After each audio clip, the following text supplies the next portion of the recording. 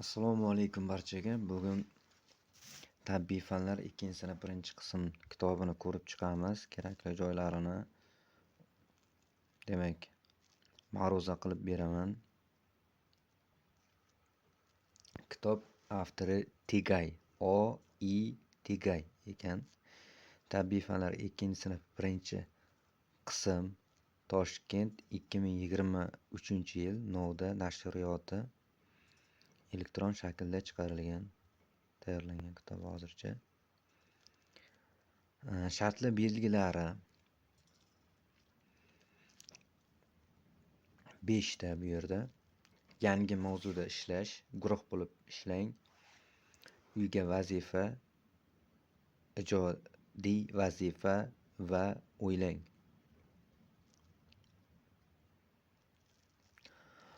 Olimlar aqliy mehnat bilan shug'ullanadi. Ular ilm-fanning har xil sohalarida matematika, kimyo, fizika, biologiya, geologiya, geografiya sohalarida mehnat qiladilar. Olimlar insonlarga foyda keltiradigan yangi bilimlar, kashfiyot va ixtirolar bilan mashg'ul bo'ladi. Siz bilan biz ham kichkina olimlarmiz, chunki biz ham har kuni maktabda nimanidir o'rganamiz, kashf qilamiz.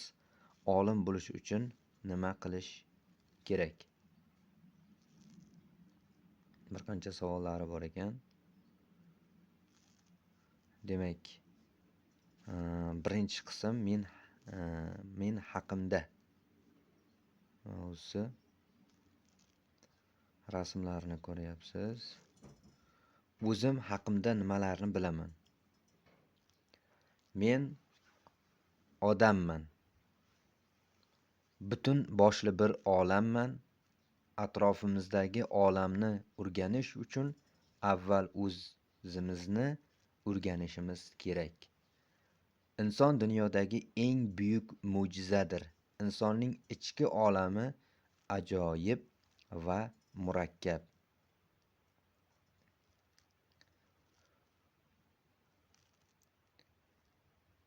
Bu kishilarning ismlari ko'rsatib o'tilgan. Demak, bu yerda rasmda bolalarning qanday farqlari aytyapti. O'zingiz o'rtoqlaringiz o'rtasida farqlarni aytib bering. Bir qancha savollar bor bolalarga albatta. Inson ulg'ayadi, o'sadi, o'zgaradi. Siz ham o'tgan yildan beri ancha o'zgargansiz. Bo'yingiz o'sgan, chayirroq, kuchliroq bo'lib qolgansiz. Ko'p yangi narsalarni bilib olgansiz. Yangi so'zlarni o'rgangansiz. Yangi o'rtoqlar bilan tanishgansiz. Hammaning har xil odatlari bo'ladi. Kimdir kitob o'qishni yaxshi ko'radi, kimdir film ko'rishni, o'yin, mashqlarni yaxshi ko'radi, kimdir hayvonlarni yaxshi ko'rsa, kimdir ovqatni yaxshi ko'radi. Rasmlarga qarab, kim nimaga qiziqishini aytib bera olasizmi?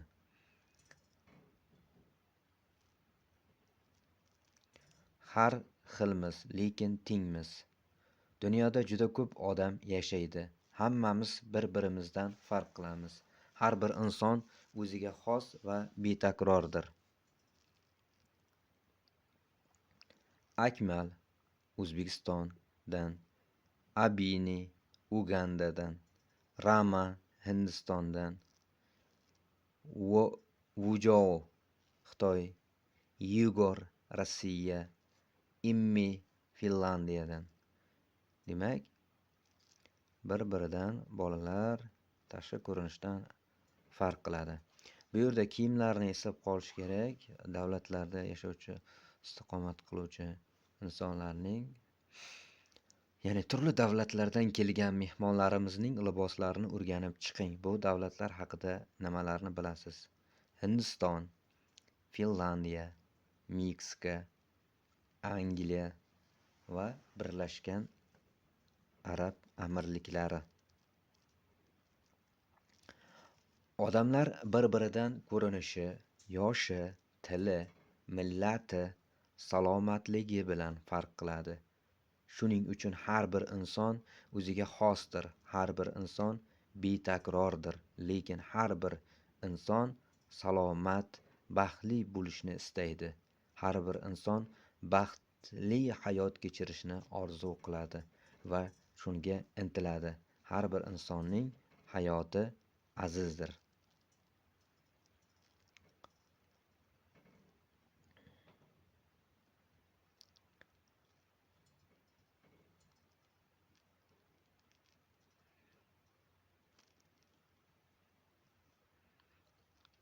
Mening sodiq yordamchilarim. Insonning 5 ta sodiq yordamchisi bor. Ko'rish, eshitish, ta'm bilish, hid bilish va sezish a'zolari. Ular yordamida atrofimizdagi olamni o'rganamiz, bilamiz, anglaymiz. Demak, 5 ta sodiq a'zosi bor ekan. Siz sezgi a'zolari yordamida ko'rayotgan, eshitayotgan, sezayotgan hamma narsa haqidagi ma'lumotlar bosh miyaga kelib tushadi. Miya insonning eng muhim a'zosi. U atrofimizdagi olam haqida barcha ma'lumotlarni qayta ishlab, xotiramizga joylaydi. U bizning harakatlanishimiz, o'ylashimiz, gaplashishimiz, his-tuyg'ularimiz, sezgilarimizni boshqaradi. Miya inson tanasining boshqaruv markazidir. Biz atrofimizdagi olam haqida ma'lumotlarning katta qismini ko'rish orqali olamiz.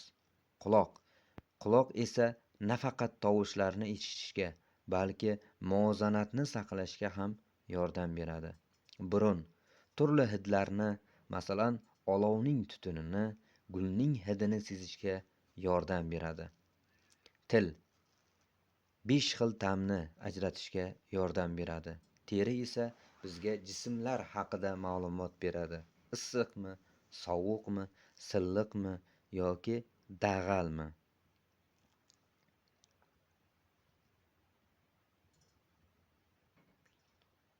Quyidagi belgilarni qaysi sezgi a'zolari orqali bilamiz deb aytib o'tyapti.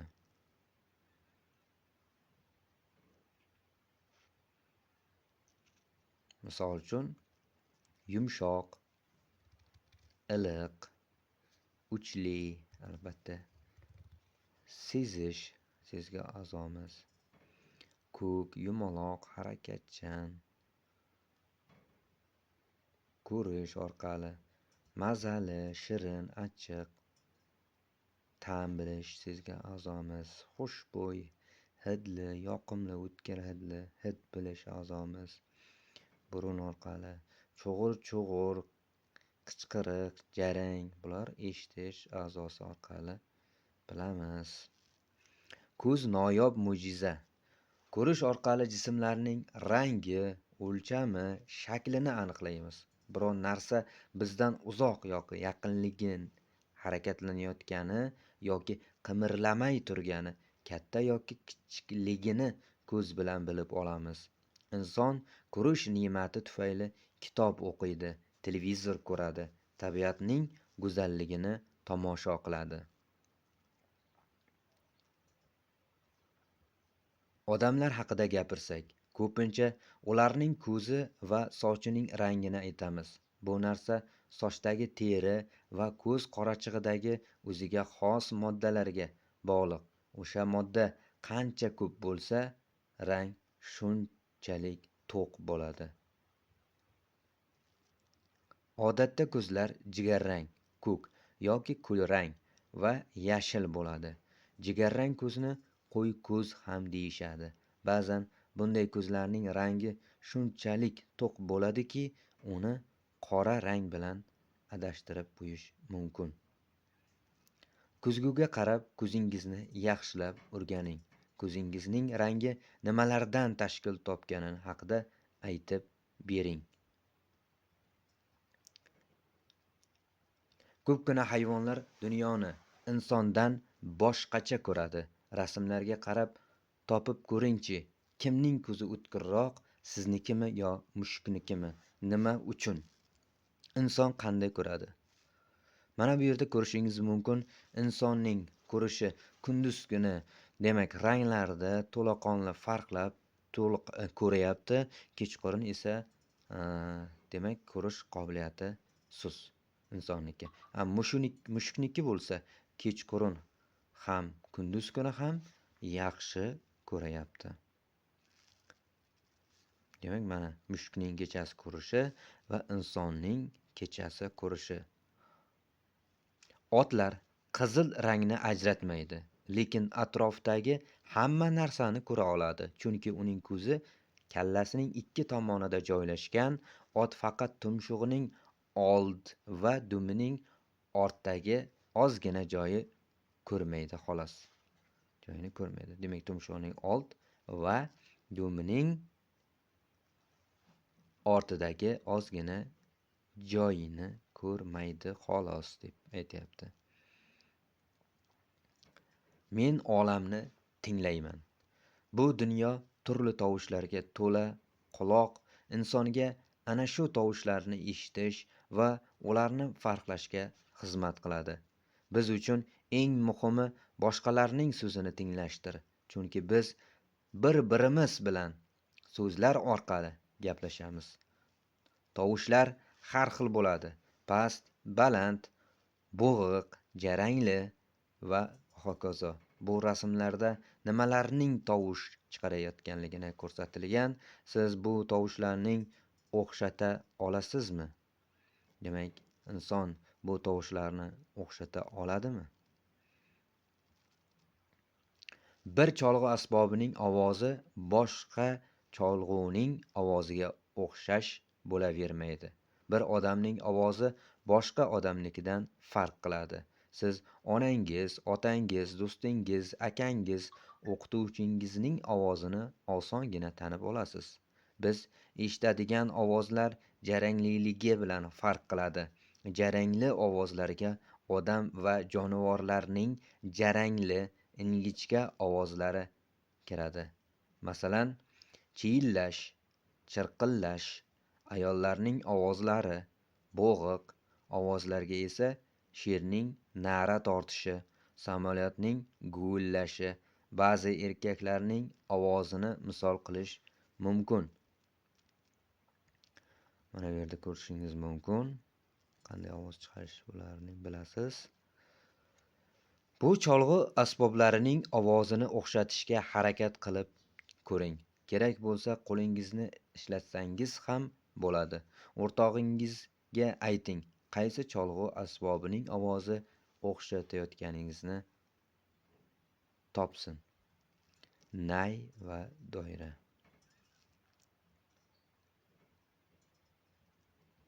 Burun va ajoyib mo'jiza. Bizga turli hidlar yoqadi. Gullarning hidi, archaning hidi, ovqatning yoqimli hidi esa ishtahani ochib yuboradi. Lekin ba'zi moddalarning hidi insonga yoqmaydi. Bu holatda burun bizni xavf-xatar haqida ogohlantiradi. Ovqat achib hidlanib qolganini yoki havoda zaharli gaz borligini bildiradi. Hid bilish hidlarni sezish qobiliyatidir. Biz hidlarni burun orqali bilib olamiz. Nimalarning hidi yoqimli, nimalarning hidi yoqimsiz bo'ladi. Siz nimalarning hidini yaxshi ko'rasiz?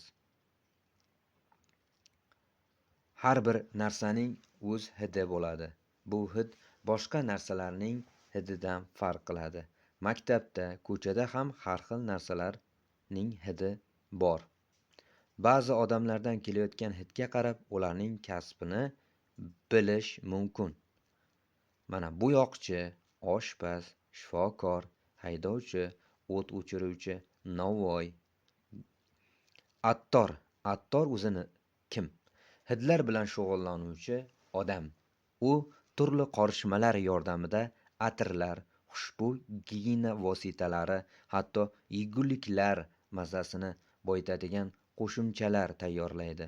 Masalan, atirgul hidi sovun, qulupnay, mazali muzqaymoq, limon mazasi kelib turadigan konfetlarni ishlab chiqarishda mutaxassis attorlar yordam beradi. Mana bu so'zlarda harflar aralashtirib ketgan so'zlarni toping. Bu yerda qaysi so'z ortiqcha? Bu yerda demak quloq birinchisi, keyingisi head bor.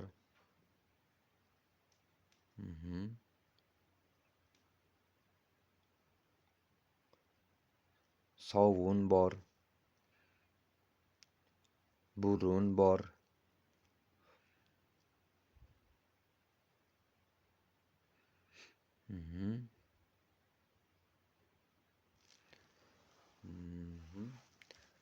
Mana shular bor ekan.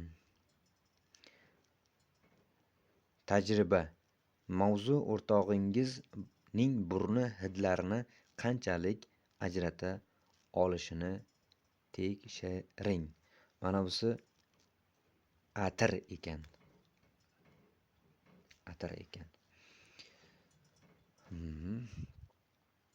Demak, o'rtog'ingizning ko'zini bog'lab qo'yib, burniga olma, banan, shokolad, piyoz, sarimsoq, non tuting. Ikkinchisi, o'rtog'ingiz bu nimaning hidi ekanini topsin. Uchinchisi, o'rtog'ingiz bu hidlarni qanday qilib topadi? To'rtinchisi, xulosa qiling. Til faqat gaplashish uchun berilmagan. Til yordamida ta'mlarni sezamiz.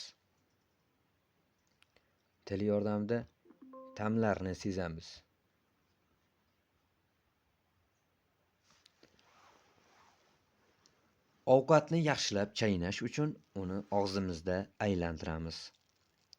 Insonning tili 4 ta asosiy ta'mni sezadi: shirin, sho'r, nordon, achchiq. Yaqinda olimlar bunga yana bir ta'mni qo'shdi.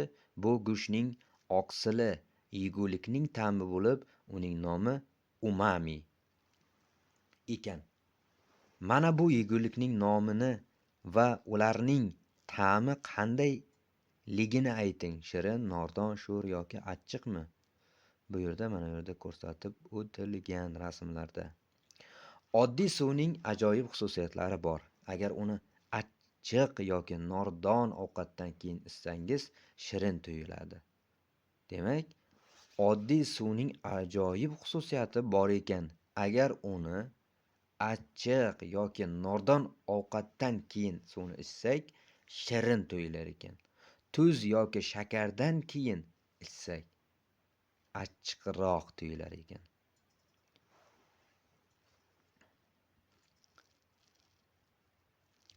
Ovqatning mazasi faqat uning ta'mi emas, balki hidi, harorati va boshqa holatlarga bog'liq. Tajriba qilib ko'ring. Barmoqlar bilan burningizni berkitib, ko'zingizni yuming. Endi yeguliklardan qay birini ta'miga qarab aytib bera olasiz deb aytib o'tilgan. Bu yerda gilos, olma, mandarin yoki apelsin ko'rsatib o'tilgan. Demak, birinchisi bu yerda olma yoki nondan bir tishlab shoshilmay chaynashni boshlang. Ovqatni qanday chaynayotganingizni diqqat bilan kuzating. Ovqat chaynayotganda tish nima ish qilar ekan? Ikkinchisi, ovqat chaynayotganda til nima ish qilar ekan? Xulosa qiling o'zingiz. Til yordamida har xil tovushlar chiqarishimiz mumkin. Qanday tovush chiqishi tilning qanday harakat qilishiga bog'liq.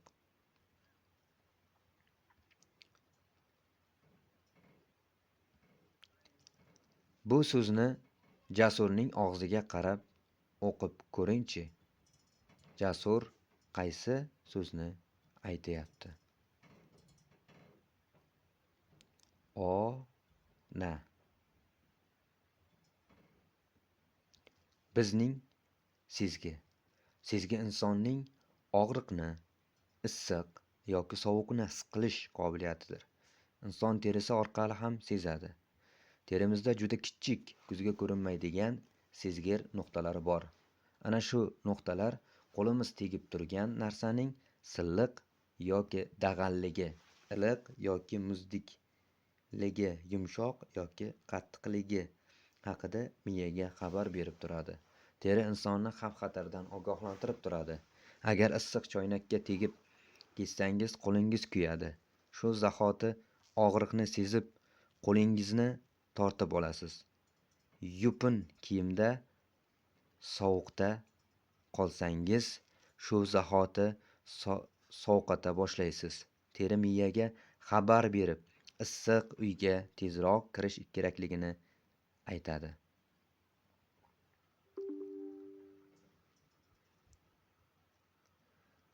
Demak, rasmlarda ko'rsatib o'tilyapti bu yerda. Jonli suhbat.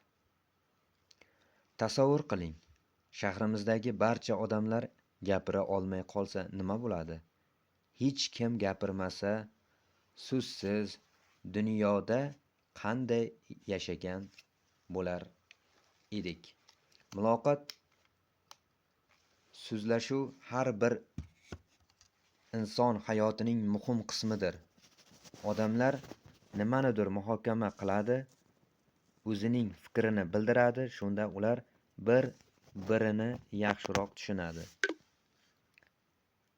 Nutq. Biz qanday so'zlashamiz? Birinchisi, nutq so'z va gaplar yordamida gapirishdir. So'z va gaplar yordamida gapirish bu nutqdir. Ikkinchisi, imo-ishora. Imo-ishora tana a'zolarining harakatlanishi, ya'ni qo'l, oyoq, bosh harakatlanishi. Uchinchisi, mimika. Mimika bu yuz orqali his-tuyg'uni ifodalashdir. Demak, 3 xil ishora bilan harakat qilar ekanmiz. Rasmlar ko'rsatib o'tilgan oldin qadimda, demak, qanday gaplashib,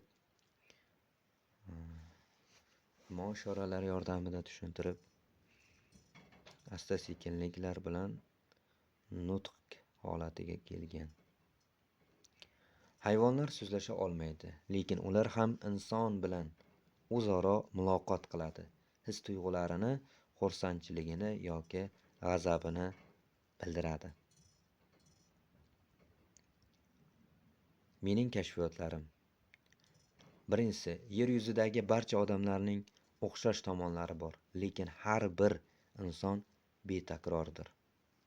Ikkinchisi, biz atrofimizdagi olamni sezgi a'zolari yordamida o'rganamiz. Uchinchisi, insonning 5 ta sodiq yordamchisi, 5 ta sezgi a'zosi bor. Ko'rish, eshitish, ta'm bilish, hid bilish va sezish. To'rtinchisi, sezgi a'zolarini ehtiyot qilish kerak.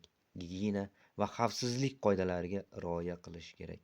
Beshinchisi, boshqalar bilan ma'lumot almashish va munosabatlar o'rnatish uchun insonga muloqot kerak.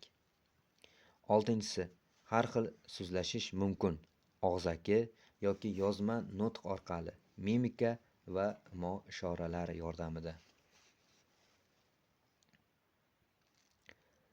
Atrofimizda nimalar bor? Rasmda ko'rsatib o'tilgan shaharlar va qishloqlar. Men Toshkent degan katta shaharda yashayman. Siz qayerda yashaysiz? Qadim zamonlardan odamlar kichik jamoa bo'lib yashaganlar. Ularning uylari bir-biriga yaqin qilib qurilgan. Shunda oziq-ovqat topish ham, dushmandan himoyalanish ham oson bo'lgan. Qishloqlarda odatda chuchuk suv manbasiga, daryo yoki ko'lga yaqin joylarda paydo bo'lgan. Aholi ko'paygach qishloqlar kengayib, ko'proq joyni egallagan. Keyinchalik yirik qishloqlar shahar deb atala boshlagan. Qishloq aholisi odatda o'zlari qurgan uylarda yashaydilar. Hovlilarida uy hayvonlarini boqadilar. Bog'lariga mevali daraxtlar, tomorqalariga har xil sabzavotlar ekadilar. Shaharda juda ko'p odam yashaydi. Shuning uchun u yerda ko'p qavatli baland uylar quriladi. Shaharda yirik korxonalar, zavod va fabrikalar ishlaydi. Shahar aholisining dam olishi uchun istirohat bog'lari, muzeylar, teatrlar bor. Shaharda keng ko'chalar ko'p. Bu ko'chalar esa transport va piyodalar bilan gavjum bo'ladi. Bu yerda rasmlar ko'rsatilgan ko'p qavatli uy, kasalxona, g'alla ombori, savdo markazlari, xususiy uy, stadion, issiqxona, istirohat bog'i, teatrlar ko'rsatib o'tilgan. Shahar va qishloqlarda odamlar yashaydi. Bolalar bog'chaga boradi, maktabda o'qiydi, kattalar esa ishlaydi. Ammo qishloq va shahardagi ish va kasblar farq qilishi mumkin. Shifokor, dasturchi, traktorchi, dehqon, ishchi, masxaraboz. Shahar va qishloq doim bir-biriga bog'liq bo'lib kelgan. Qishloq aholisi shaharni qishloq xo'jalik mahsulotlari bilan, sabzavotlar, mevalar, bug'doy, sholi sut mahsulotlari bilan ta'minlaydi. Shahardan qishloqqa esa har xil texnikalar, xalq iste'moli tovarlari, kiyim-kechak, traktorlar, mashinalar, mebel olib kelinadi. Bu mahsulotlar qanday olinishini bilasizmi? Ularni qaysi kasb egalari tayyorlaydilar? Rasmda ko'rsatib o'tilgan bu yerda transport uzog'imizni yaqin qiladi. Piyoda yurish rosa maroqli, lekin transportda manzilga tezroq yetib olasiz. Qadimda odamlar uzoq masofalarga odatda tuyada, eshakda yoki piyoda borishgan. Keyinroq bir emas, bir necha kishini tashiydigan har xil aravalar paydo bo'lgan. Benzinda ishlaydigan eng birinchi motorli avtomobilni 1886-yilda Olmon muhandisi Karl Benz ixtiro qilgan. Shundan keyin avtomobillar davri boshlangan. Mana bu yerda rasmlarni eslab qolish kerak. Bu Foyton, bunisi Benzning avtomobili, ot arava, eshak arava. Faqat bu yerda demak ot bori, bu Foyton deyiladi. O'z holatida turgan bu mashina Benzning avtomobili deyilar ekan. Bularni eslab qolish kerak. Savol tushishi mumkin. Avtobus, kema, velosiped, mototsikl, mototsikl, havo shari, samolyot, avtomobil, vertolyot. Har qanday transport turining muhim xususiyati tezlikdir. Tezlik odamning avtomobilning, poyezd va samolyotning qanchalik tez ketayotganligini ko'rsatadi. Har xil tezlik bilan yursak, bir xil masofaga har xil vaqtda yetib boramiz. Aeroplan birinchi rasmda, ikkinchi rasmda samolyot, samokat va skuter ko'rsatib o'tilayapti bu yerda. Arava 2 kunda yetib boradi. Odam to'xtamay dam olmay yursa 3 kunda yetib boradi. Avtomobil 6 soatda boradi. Samolyot 1 soatda boradi. Uyimizga quyosh va suv kirsin. Har bir insonga tinch, quruq, issiq va yorug' uy kerak.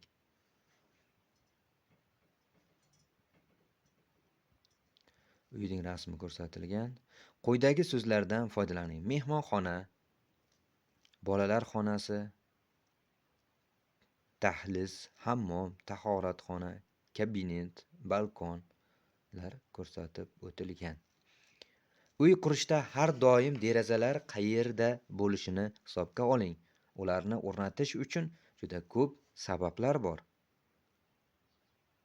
Birinchisi, derazadan uyga yorug'lik tushadi. Ikkinchisi, deraza orqali uydan chiqmay turib ko'chani ko'rish mumkin. Uchinchisi, yopiq deraza uyni sovuq va shamoldan saqlaydi. 4-si, ochiq derazadan uyga toza havo kirib turadi. Inson hayoti uchun toza, chuchuk suv kerak. Suv ichish uchun, poklanish, yuvinish uchun, uyni toza saqlash uchun kerak. Chuchuk suv daryolar, ko'llar va yer osti havzalarida bo'ladi. Toza suvni uyga olib kelish uchun yer ostidan maxsus quvurlar o'tkaziladi. Ishlatilgan suv esa oqova quvurlar orqali tashqariga chiqarib yuboriladi.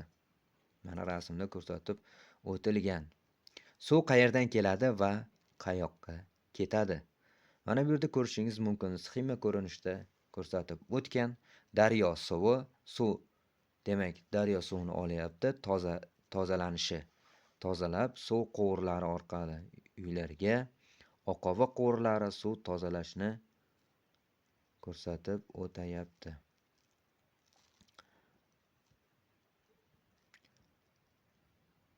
Suv daryo yoki ko'ldan tozalash inshootlariga kelib tushadi. Bu yerdan suv, qum, o'simliklar, mikroblardan tozalanadi. Keyin u quvurlarga yuboriladi.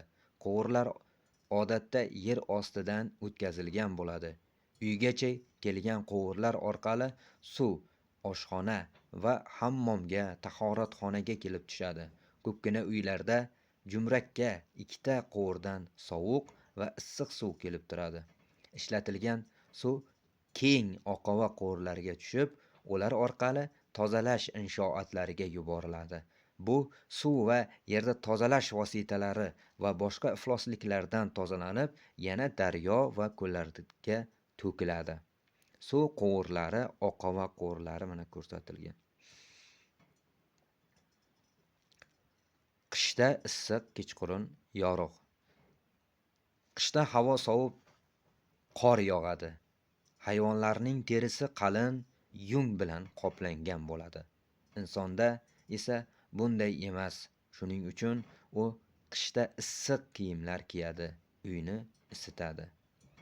Qadimda odamlar shamol va yomg'irdan g'orlarda jon saqlagan. Isinish uchun esa o'sha g'orlarda gulxan yoqishgan.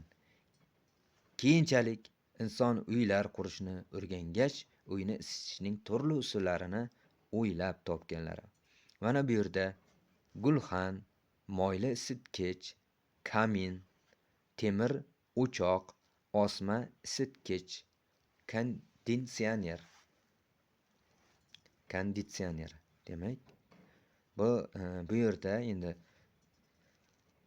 eslab qoladigan rasmga qarab bo'lsa, kaminni, keyin moyli isitgichni, osma isitgichni mana shularni eslab qolish kerak. Kamin va o'choqlarda ko'mir va o'tin yoqiladi.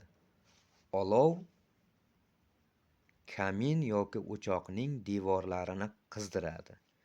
Devorlardan esa xonadagi havo isiydi. Tosh va g'isht o'choqlarning yaxshi tomoni shuki, ularda issiq uzoq vaqt saqlanib turadi.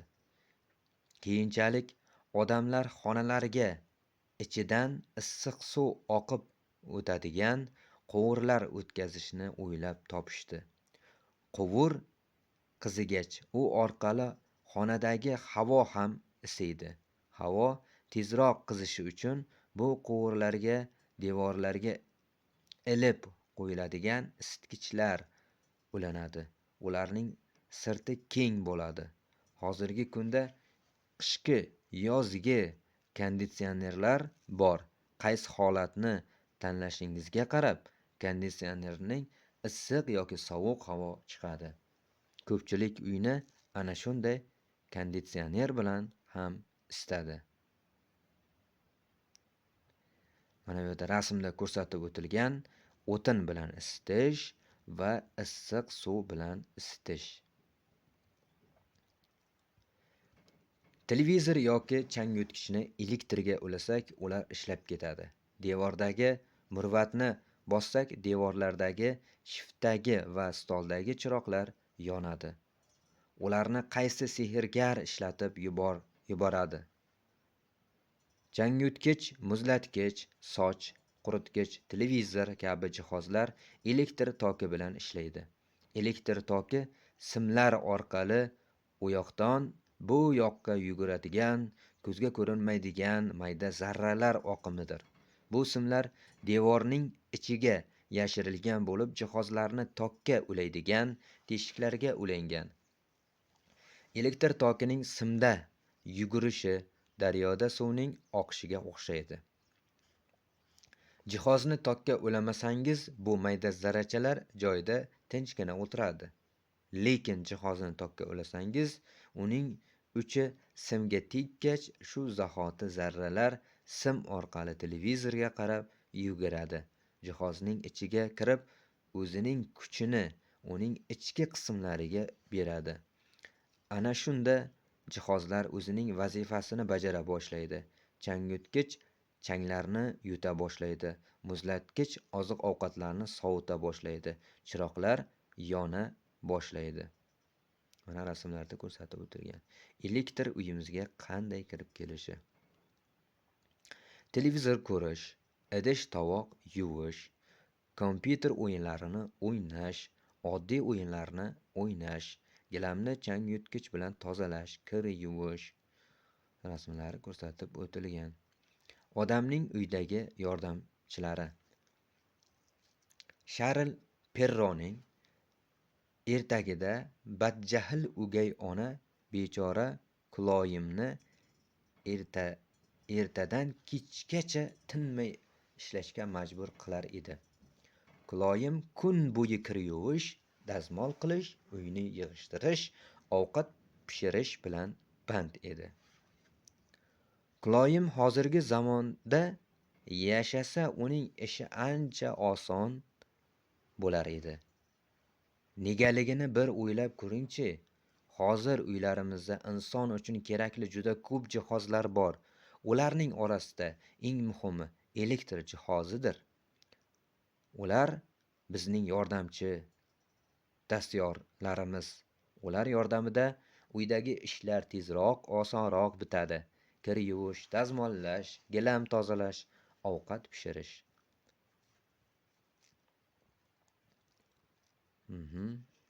Mana oziq-ovqatlarni saqlash, kir yuvish, dazmollash, choy tayyorlash, xonani sovutish, ovqatni isitish, sochlarni quritish. Qaysi birlariga to'g'ri kelishini rasmda albatta bog'lab chiqish kerak bu yerda. Bugungi odamning hayotini elektrsiz tasavvur qilib bo'lmaydi, lekin elektrdan yoki elektr jihozlaridan foydalanganda xavfsizlik qoidalariga rioya qilish shart. Maishiy texnika va elektrdan noto'g'ri foydalansak, jarohat yetishi yoki uy yonib ketishi mumkin. Elektr toki bilan ishlaydigan uskunalardan foydalanishning asosiy qoidalarini eslang. Bu yerda ko'rsatib o'tilgan. Buzilgan nosoz asboblardan foydalanmang. Elektrli uskunalarni yoniq holda qarovsiz qoldirmang. Qo'lingiz ho'l bo'lsa, elektr toki bilan ishlaydigan uskunalarga teginmang. Elektr simlari bilan o'ynamang.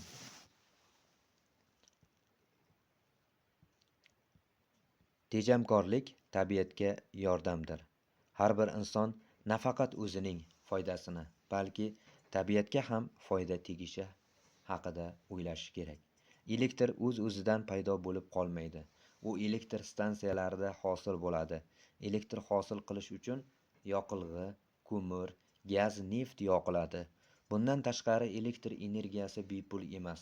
Har oyda ota-onangiz ishlatadigan elektr toki uchun pul to'laydilar. O'tgan oyda uydagi elektr asboblari qanchalik ko'p ishlatilgan bo'lsa, ota-onangiz shunchalik ko'p pul to'laydilar. Demak, tejamkorlikka albatta e'tibor berishimiz kerak. Quyidagi namuna bo'yicha davom eting. Elektr bo'lmasa dazmol ishlamaydi, kiyimlar g'ijim bo'ladi. Demak, bu yerda jadval berilgan. Jadvalni to'ldirib chiqish kerak. Kechqurun barcha foydalanmayotgan uskunalarni elektr tarmog'idan uzib, xonadondagi chiroqlarni o'chirib, oila a'zolaringizga ko'chaga chiqib, toza havoda sayr qilib kelishni taklif qiling yoki bir xonaga to'planib birgalikda qiziqarli o'yinlar o'ynang. Faqat elektrni emas, suvni ham tejashimiz kerak. Suv hayotning asosidir. O'simliklarga ham, hayvonlarga ham, insonga ham chuchuk suv kerak.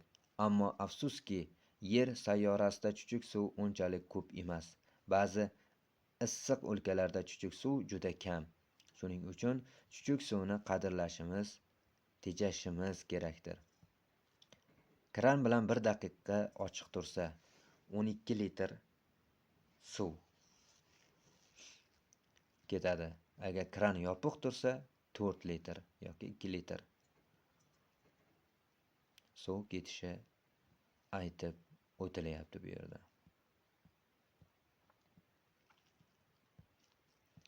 Demak, suvdan foydalanganimizda albatta tejamkorlik holatida foydalanishimiz kerak. Bu yerda mening kashfiyotlarim: birinchisi, yer, suv va havo transporti uzog'imizni yaqin qiladi. Ikkinchisi, shahar va qishloqlar bir-biriga bog'liq bo'lsa ham, shahar va qishloqning hayoti bir-biridan farq qiladi. Uchinchisi, elektr tufayli odamlar yashaydigan har bir uy issiq va yorug' bo'ladi. To'rtinchisi, insonning beminnat yordamchilari elektr asboblari insonning mehnatini yengillashtiradi. Beshinchisi, tejamkorlikning eng muhim qoidalari kranni vaqtida yopish, chiroq va elektr asboblarini bekorga ishlatmaslikdir. Bilasizmi, nega O'rta Osiyo kulollarining ko'zalaridagi suv issiqda ham sovuq bo'lib turadi? Nega O'rta Osiyo kulollarining ko'zalaridagi suv issiqda ham sovuq bo'lib turadi? Osiyo ko'zalari maxsus loydan qilingan, ularning devorlari mayda teshikli, g'ovakli bo'lgan. G'ovaklar orqali suv bug'lanadi va ko'zani salqin saqlaydi.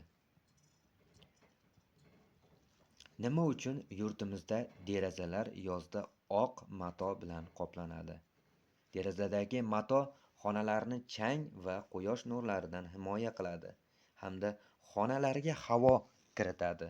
Ochiq ranglar to'q ranglarga qaraganda kamroq qiziydi. Shuning uchun odamlar oq mato bilan derazalarni to'sib qo'yishga harakat qiladi. Uchinchi qism atrofimizdagi olam. Mana chiroyli rasmlar bilan albatta bezatilgan kitobimiz. Jonli va jonsiz tabiat. Tasavvur qiling, shaharingizda maysalar ham, o'simliklar ham, gullar ham, daraxtlar ham bo'lmasa, yashil tabiat bilan birga qushlar, hasharotlar, jonivorlar ham yo'qolib ketadi. O'rmonlar, bog'lar, tomorqalar yo'q. Faqatgina beton, metall va shishadan yasalgan uylar, binolar va ko'chalar qoladi. Mana bu suratga qarang. Xayolan undagi barcha yashil ranglarni olib tashlang. Barcha yashil narsalarni kulrangga bo'yang. Shahardagi barcha o'simlik va daraxtlarni yo'q deb tasavvur qilib ko'ring. Bunday manzara sizga yoqqan bo'larmidi deb savol beryapti. Albatta yoqmaydi. Demak, yashillik kerak. Toza havo uchun albatta birinchi o'rinda. Atrofimizda inson qo'li bilan yaratilmagan barcha narsa bu tabiat deb ataladi. Tabiat bu yer, osmon, quyosh, havo, tog'lar, tekisliklar, chulu biyobon, sahrolar, suv, hayvonot olami, nabodot olami va nihoyat insonning o'zidir. Tabiat jonli va jonsiz bo'ladi. Jonli tabiatdagi narsalar o'zgaradi, o'sadi, nafas oladi, oziqlanadi. Jonli tabiat bu sayyoramizdagi barcha jonli narsalardir. Insonning o'zi, o'simliklar, jonivorlar, bakteriyalar. Jonsiz tabiat esa tog' u toshlar, tuproq, suv, daryolar, dengiz, bulutlar, osmon, sayyoralar, yulduzlardan iborat.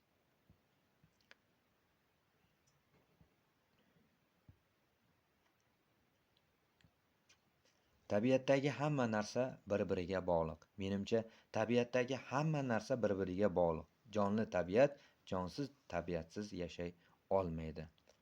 Jonsiz tabiat jonli tabiatning hayotini qo'llab-quvvatlaydi. Birinchisi quyosh. Quyosh yorug'lik va issiqlik manbaidir. O'simliklar yilning faqat issiq fasllarida o'sib, gullab meva beradi.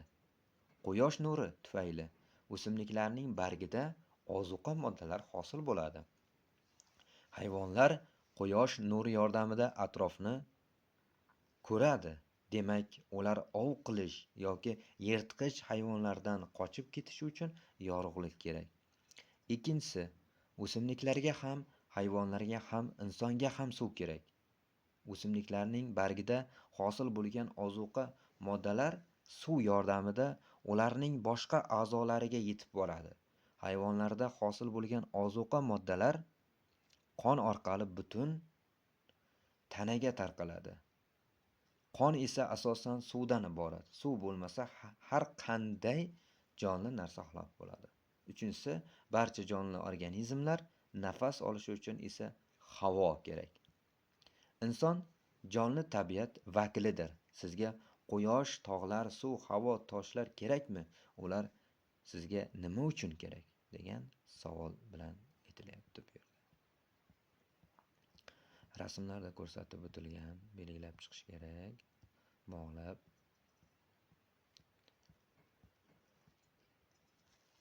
Tabiat hodisalari. Eng ajoyib hodisalar ertakda, sirkda emas, balki atrofimizda sodir bo'ladi. Bu hodisalar har kuni, har oy, har yil sodir bo'ladi. Biz eng mohir sehrgar tabiatning o'zi ekanini sezmaymiz, e'tibor bermaymiz xolos. Odamlar esa tabiatdagi mo'jizalarga hayron qolmaydigan bo'lib ketishgan. Tabiatdagi o'zgarishlar tabiat hodisalari deb ataladi. Ular ko'pincha ob-havo yoki yil fasllari almashganda yuz beradi. Qor, yomg'ir tomchisi, xazon rezgi, qushlarning uchib ketishi, qurg'oqchilik, gullar, bularning barchasi mavsumiy hodisalardir. Shudring va tuman esa ob-havoga hamda havoning haroratiga bog'liq. Kun bilan tunning almashishi, quyoshning chiqishi kabi ba'zi tabiat hodisalarini shunchalik ko'p kuzatamizki, ular bizga oddiy hodisadek bo'lib qolgan. Boshqa hodisalar esa goh-gohida yuz beradi. Masalan, jazirama Afrikada qor yog'ishi noyob hodisadir. U yerlardan birdan qor yog'ib qolsa, odamlar buni mo'jiza deyishadi. Albatta. Tabiatda shunday hodisalar borki, biz ularni faqat televizor yoki internetdagi ko'ramiz. Ba'zi hodisalar kamdan kam uchraydi, ba'zilari esa alohida holatlardagina yuz beradi. Ya'ni alohida holatlarda yuz berar ekan. Misol uchun tornado, tsunami alohida hollarda yuz berar ekan. Bu yerda dushanba deyapti, yomg'ir yog'ayapti, osmonni bulut qoplagan, quyosh ko'rinmayapti, shamol esayapti, daraxtlarning bargi sarg'ayib boryapti, qushlar uchib ketyapti, havo sovuq. O'simliklar dunyosi. Men o'rtoqlarim bilan bog'imizdagi ko'chalarni parvarish qilaman. Biz ularni sug'oramiz, tagini yumshatamiz. Insonga daraxtlar nima uchun kerak? O'simliklar bo'lmasa, jonzotlar yashay olmas edi. Hayvonlar va insonlar nafas olishi uchun kislorod kerak. Kislorodni esa o'simliklar ishlab chiqaradi. Buning uchun esa O'simliklarga quyosh nuri, suv va tuproqdagi mineral moddalar kerak. O'simliklar ildizi yordamida tuproqdagi suv va ozuqa moddalarini so'rib oladi. O'simliklarning yashil barglarida esa ular oziqlanishi uchun kislorod va qand moddasi hosil bo'ladi. Qadimda odamlar yovvoyi o'simliklardan foydalangan. Ko'katlar, meva va yong'oqlarni tergan, yesa bo'ladigan ildizlarni kovlab olgan. Mevalarni terib yegan. Keyinchalik odamlar o'z uylarining atrofida o'zlariga kerakli ekinlarni ekishni o'rganishgan. Inson o'zi ekib undiradigan o'simliklar madaniy o'simliklar deb ataladi. Mana rasmlari ko'rsatib o'tilgan. Botanika nabodot olamini, ya'ni o'simliklarning hayotini o'rganadigan fandir. O'simliklar dunyosi, ya'ni nabodot olami flora deb ataladi. Yovvoyi o'simliklarga insonning parvarishi kerak emas. Ular tog'larda, o'rmonda, sahroda, botqoqlarda o'sadi. Masalan, momaqaymoq, barguzub, zubturum, eman, beda. Sabzavotlar: kartoshka, sabzi, qovoq, lavlagi, baqlajon, qalampir, karam, piyoz, sarimsoq. Manzarali o'simliklar: uylar, ko'chalar va bog'larni bezash uchun o'stiriladi. Masalan, atirgul, moychechak, lola, binafsha. Mevali butalarning mevasi nihoyatda shirin bo'ladi. Malina, qulupnay, qorag'at. G'alla ekinlari doni uchun ekiladi. Inson uni va yormasini iste'mol qiladi. Bug'doy, sholi, jo'xori, arpa, so'li, tariq, yasmiq. Mevali daraxtlar ham insonga ajoyib hosil beradi. Olma, anor, nok, olxo'ri, olcha, gilos, o'rik, xurmo. Yovvoyi hayvonlar. Dunyoda jonivorlarning 2 million xil turi bor. 2 million xil turi bor dunyoda jonivorlarning. Olimlar hali fanga noma'lum bo'lgan juda ko'p hayvonlar ham borligini aytadilar. Bu hayvonlar o'tib bo'lmas changalzorlarda yoki ummon tubida yashaydi. Hayvonlar yer kurrasining hamma joyida, o'rmonda, cho'lda, tog'da, daryoda yashaydi. Inson parvarish qilmaydigan hayvonlar yovvoyi hayvonlar deb ataladi. Ular o'zlariga in qurib oladi, g'orda yashaydi, uya kovlaydi, in quradi. Yovvoyi hayvonlar ozuqasini o'zi topadi, bolasini ham o'zi katta qiladi. Hayvonlar nihoyatda ko'p bo'lgani uchun olimlar ularni bir necha toifalarga ajratishgan. Qanday oziqlanishiga qarab, demak, yirtqich hayvonlar, hamma narsani yeydigan hayvonlar va o'txo'r hayvonlarga ajratgan. Demak, yirtqich hayvonlar, misol uchun bo'rini misol qilyapti, boshqa jonivorlarni yedi. Hamma narsani yeydigan hayvonlarga maymunni misol keltiryapti, o'simliklarni ham, hayvonni ham yeydi. O'txo'r hayvonlarga buqani ko'rsatyapti. O't o'lanlar, o'simliklar, daraxtlarning bargi va ildizini yedi. Bu yerda fel, tipratkan, ayiq, olmaxon, tuya, qo'yon, sher, timsoh, tulki nimalar bilan oziqlanish kerakligini ko'rsatib o'tayapti. Bu yerda fel, demak, o't o'lanlar, banan, ayiq, baliq, yana o't o'lanlar bilan oziqlanishi, tipratkan, hasharotlar, qo'ziqorin bilan oziqlanishi, olmaxon, yong'oq, qo'ziqorin, hasharotlar bilan oziqlanishi, tuya, o't o'simliklar bilan oziqlanishi, qo'yon, sabzavotlar, shox-shabbalar, o't o'lanlar bilan oziqlanishi, sher, zebra, to'ng'iz, jayronlar bilan oziqlanishi, timsoh, baliqlar, baqa, jayronlar bilan oziqlanishi, tulki, qo'yon, sichqon, kaltakesak, shunga o'xshash hayvonlar bilan oziqlanishini aytib o'tgan. Hayvonlarni ular yashaydigan joyga qarab ham ajratish mumkin. Yerda va havoda yashaydigan hayvonlar yer va osmon. Bug'u, zag'izg'on, toshbaqa. Suvda yashaydigan hayvonlar ummonlar, dengizlar, daryo va ko'llarning suvi. Laqqa baliq ekan. kasatga tishli kit, 8 oyoq. Yerda yashaydigan hayvonlar bular: yomg'ir chuvalchangi, sichqon, chumoli. Mana bu yerda ko'rsatib o'tilgan. Zoologiya bu hayvonlar dunyosini o'rganadigan fan. Butun hayvonot olami fauna deb ataladi. Hayvonot bog'i bu hayvonlar saqlanadigan va o'rganiladigan joy. Hayvonot bog'lari ko'pincha sirkda yoki odamlarning uylarida yashaydigan hayvonlar bilan tugaydi. Ular endi tabiatda yashay olmaydilar. Hayvonot bog'larida noyob hayvonlar ham saqlanadi.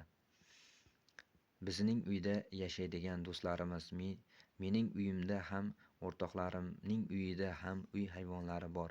Uy hayvonlarimiz haqida nimalarni bilamiz deb aytib o'tayapti bu yerda. Uy hayvonlari deb ilgari yovvoyi holda yashagan, keyinchalik odamlar tomonidan qo'lga o'rgatilgan, inson o'z uyida parvarishlab boqadigan hayvonlarga aytiladi. Uy hayvonlari insonga ko'p foyda keltiradi, uy ishlarida yordam tegadi. Ulardan go'sht, sut, tuxum va jun olinadi. Insonlar uy hayvonlarini biror manfaat uchun emas, balki ularga mehr-muhabbati borligi uchun ham saqlaydi. Odamlar it va mushuklarni, to'tiqushlar va kanariykalarni asrab olishadi, chunki ular bu jonivorlarni o'zlariga do'st deb bilishadi. Uy hayvonlari odamlarning yonida yashab, ularda mas'uliyat hissini uyg'otadi. Mana uy hayvonlarining rasmlari ko'rsatib o'tilgan. Bu yerda bog'lash kerak, qaysi hayvon nimalar qilishini, keyin qaysi hayvonlar nimalar yeyishini albatta bu yerda bog'lab chiqish kerak. Bular nimadan yasalgan? Biz nafaqat tabiat jismlari bilan o'ralganmiz, balki atrofimizdagi juda ko'p narsalarni, maktab jihozlari, kiyim-kechak, o'yinchoqlar, mebel, idish-tovoq, transport, uylarni insonning o'zi yasagan.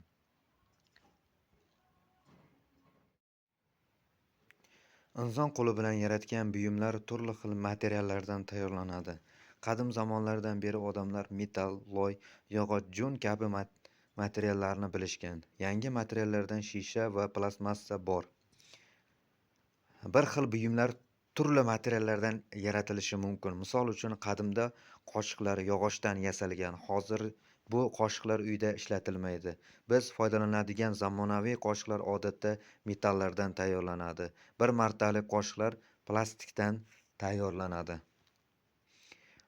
Tabiatda ko'plab tayyor materiallar mavjud. Loy, yog'och, boshqa materiallarni olish uchun bir nechta moddalar aralashtiriladi yoki aksincha turli usullar yordamida bir materialdan bir nechta moddalar olinadi. Men metallman. Meni yerdan qazib olishadi, keyin zavodga olib ketishadi. Zavodda ishchilar meni shunchalik qizdiradilarki, men suyulib va qizarib ketaman. Ular meni qoliplarga qo'yadilar. Soviganimda kuchli va qattiq bo'laman. Men loyman. Odamlar meni qadim zamonlardan beri biladilar. Men chuqur yer ostidaman. G'ishtlar va idish-tovoqlar, san'at asarlari mendan yasaladi. Keyin turli naqshlar bilan bo'yashgan. Avvaliga yumshoq va egiluvchan edim, lekin agar siz meni o'choqqa yoqib yuborsangiz, men kuchli va qattiq bo'laman. Men yungman. Men hayvonlarning terisida o'sib, ularni sovuqdan himoya qilaman. Odamlar ham isinishi uchun meni hayvonlarning terisidan olishadi. Ayniqsa qo'yon, qo'y, echki, tuyaning yungi yaxshi ko'rishadi. Chunki men yumshoqman, issiqni yaxshi saqlayman.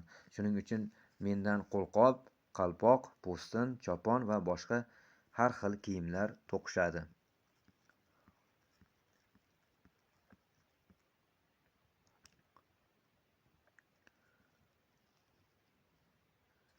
Ba'zi materiallar ko'pincha qayta ishlatiladi. Metall va plastmassa eritiladi. Latta va qog'ozdan karton tayyorlanadi. Shuning uchun axlat oldin saralanadi. Chiqindilarni maxsus qutilarga tashlashga yordam bering degan. Bu yerda shisha, metall, qog'oz va plastik Qutilar bor bu yerda. Chiqindi qutilari. Nima uchun tabiatni asrash kerak? Yer bizning uyimiz. Uni o'zimiz asrashimiz kerak. Iborasini qanday tushunasiz? Inson tabiatning bir qismidir.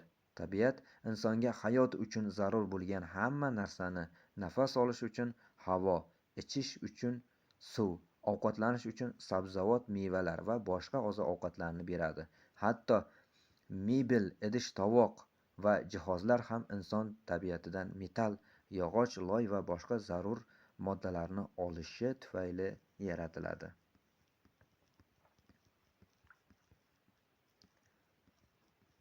Ekologiya bu tirik organizmlarning bir-biri va uning atrofidagi dunyo bilan munosabatlarni o'rganadigan fan. Ekos yunon tilidan uy, logos fan tarjima qilingan. Atrof muhit bo'yicha olimlar atrofimizdagi tabiat o'zgarayotganini payqashmoqda. Ko'pgina o'simliklar va hayvonlar nobud bo'ladi. Ba'zi turlari butunlay yo'qoladi. Biz doim uyimizni toza saqlashga harakat qilamiz. Buning uchun uyni har kuni tozalaymiz. Axlatlarni olib chiqib tashlaymiz. Biror joyi buzilsa, tuzatib qo'yamiz. Agar yashayotgan uyimiz buzila boshlasa, yaroqsiz holatga kelsa, boshqa yangi uy qurib, o'sha uyga ko'chib o'tishimiz mumkin. Yer kurrasi bizning uyimizdir, umumiy uyimizdir. Ammo inson ko'pincha buni unutib qo'yishadi. Shuning uchun bu uyni axlatga to'ldiradi. O'rmonlarni, daraxtlarni kesib tashlaydi. Hayvonlarni qiradi. Havoni va suvni iflos qiladi. Lekin siz va meni chiroyli yashash orqali uyimizga yordam bera olamiz. Har birimiz tabiatni asrab-avaylashimiz, uni asrab-avaylashga yordam berishimiz kifoya. Men ekolog muammolarni hal qilaman. Biz hali maktab o'quvchilarimiz, ammo kun kelib biz katta bo'lamiz va sayyoramizga g'amxo'rlik qilishimiz kerak. Shuning uchun endi biz yerdagi hayotni qanday qilib toza va yaxshiroq qilishni o'rganishimiz kerak. Inson bugungi kunda qulay hayot tarzida o'rganib qolgan. Yildan yilga yangi avtomobillar, elektr jihozlar, gadjetlar, yangi texnologiyalar paydo bo'layapti. Biz borgan sari ko'proq zavod, fabrikalar, korxonalar quryapmiz. Neft, temir, gaz qazib olyapmiz. Ammo yer sayyorasining ahvoli yildan yilga yomonlashib boryapti.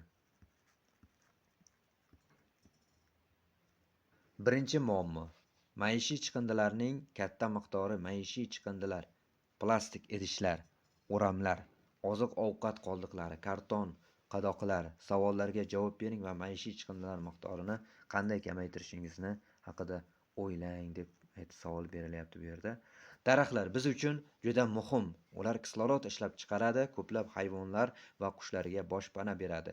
Cho'l o'simliklari qum va tuzni joyida ushlab turishda yordam beradi. Quyuq shoxli baland daraxtlar shaharlarimiz ko'chalarida soya salqin berib, havoni tozalaydi. Biz hayotimizni qulay qildik. Zavodlar murakkab uskunalar va mashinalarni yig'adi. Fabrikalar bejirimli kiyim va o'yinchoqlar ishlab chiqaradi. Uylarimiz yorug' va issiq. Bularning barchasi ishlashi uchun issiqlik elektr stansiyalarda ko'mir va gaz yoqiladi. Bu esa shahrimiz havosini ifloslantiradi. Biz elektr energiyasini rad eta olmaymiz, lekin uni tejashimiz mumkin. Bugun juda ko'p narsalar plastmassadan yasalyapti. Plastik idishlar, selofan xaltalar, bir martalik qoshiq, sanchqi va stakanlar. Ular juda qulay, bir marta ishlatib, tashlab yuboraverasiz. Bundan tashqari zamonaviy texnologiya qismlari, avtomobillar va hatto mebellar plastmassadan tayyorlanyapti. Plastik buyumlar yog'och yoki metalldan tayyorlangan boshqa narsalarga qaraganda arzonroq. Plastmassa yer va suvda taxminan 500 yil saqlanib qoladi. Afsuski, ko'plab qushlar va hayvonlar plastmassa bo'laklarini oziq-ovqat deb bilishadi. Plastik ham kichik, ham yirik hayvonlarni zaharlashi mumkin. Tabiatni bir marta ishlatiladigan plastik idishlar, polietilen paketlardan qanday qutqarishimiz mumkin? Mana 500 yilgacha saqlanib qolar ekan. Mening kashfiyotlarim: birinchisi, inson tabiatning bir qismidir. Ikkinchisi, o'simliklar hayotini o'rganadigan fan botanika deb ataladi. Uchinchisi, flora nabotot olamidir. O'simliklarning yovvoyi, madaniy, sabzavot, meva, g'alla kabi turlari bo'ladi. To'rtinchisi, zoologiya hayvonlarning hayotini o'rganadi. Beshinchisi, fauna hayvonot olamidir. Hayvonlar yirtqich, o'tqir bo'ladi. Yovvoyi hayvonlar va uy hayvonlariga bo'linadi. Oltinchisi, ekologiya insonlar, nabotot, hayvonot va mikroorganizmlarning hayotini va o'zaro munosabatini o'rganadigan fandir. Shu bilan kitobimiz ham yakunlandi. Barchaga rahmat. Oxirigacha eshitishlaringiz mumkin va like bosish esdan chiqmasin albatta.